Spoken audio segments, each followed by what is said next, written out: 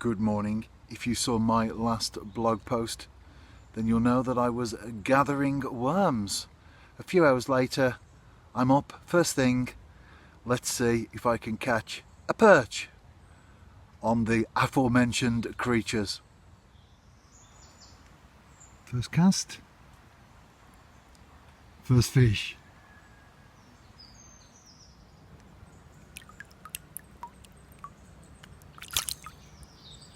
That was a very quick bite. I didn't have time to put any attractor out, which is my brown crumb and a few other things mixed in as well. Go through that in the blog post. I didn't have time to make my first cuppa either, which I'm doing now. I've recast, watching the float and pouring tea all at the same time. Who said men can't multitask? Say no more. I had a pike in the spot where I've just caught that perch. A few minutes later I've decided to bait up an area just to the left, so it's a tight spot but not that tight. I can fish two separate areas. Invariably it's what I end up doing anyway when I'm on this particular pool, because it is full of small jacks. It's jack paradise, as I described it in a recent blog post. I'm not sure they go very big. I think there's many smaller ones. They are very, very active. There's a good head of small roach in here, so they've got plenty to go at. Anyway, as soon as I switched to the other spot, the float didn't sail away this time.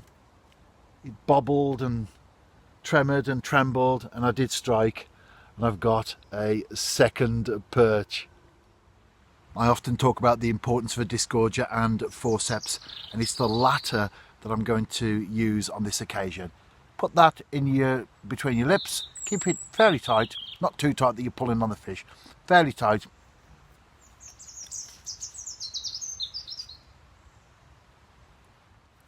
Locate the hook, it's not too far in.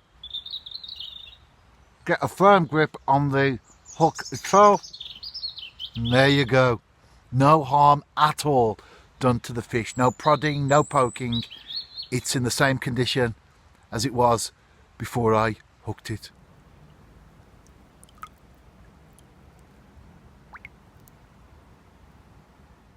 There's something very special, isn't there, about bringing a perch to the net? Well, certainly as far as I'm concerned, because as I've said on many occasions, they are my favourite species.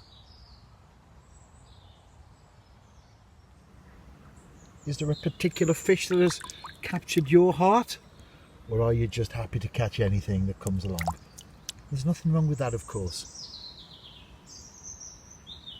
99.9% certain I had a pike on there. They're still in the swim. Even now, just casting out, I can see them scattering the roach.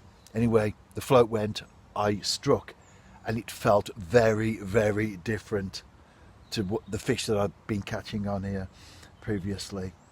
And then almost immediately it came back to me, the float did.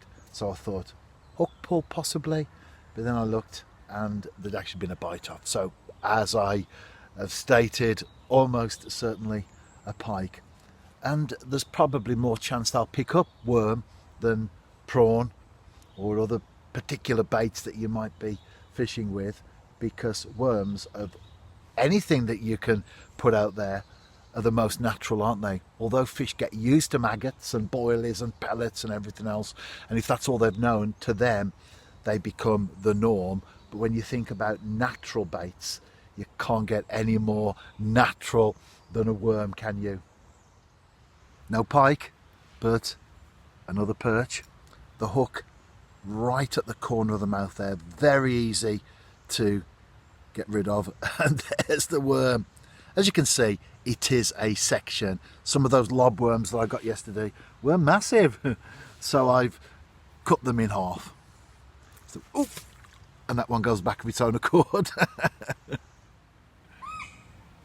Another one bites the dust. It looks like being an all perch catch on this particular session.